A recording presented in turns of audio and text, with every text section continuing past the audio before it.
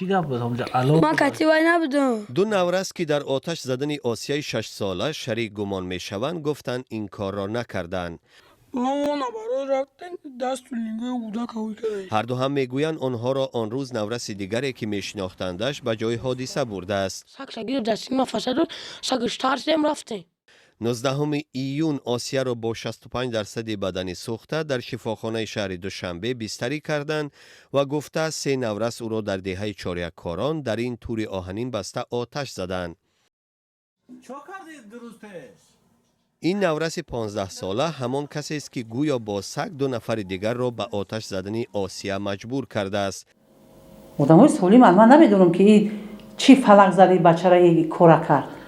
از رفتار این نورس که خواننده یکی از اینترنت هاست معلمان مکتب و ساکنان چاریکاران به گفتهشان تشویش داشتند.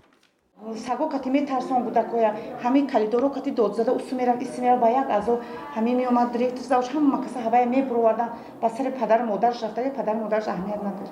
پدر نداره خواه؟ پدر نداره همو خانواده همو تقوی داره اوچه داره اون باید اوچه من گوش نمیکنه. برعکس در مکتب دیها از رفتار 2 نورس دیگر اظهار حیرت کردند. من دبل می نوا چه چاربینی هایی می شد و اشتراک میکرد دبل نوازی مکتبمون بود. خیلی مکتب ما یکم بر باید ندم یا کس کتی جنگ شده باشه. نه این ژورنالش این وایش خوندنش خوندنش خیلی چی نه خیلی 3 و 4 خیلی ناز بود. فعال یا غیر فعال اما این 2 نورس گمانبر در وقت صحبت با ما 2 چیز مغایر را نقل کردند.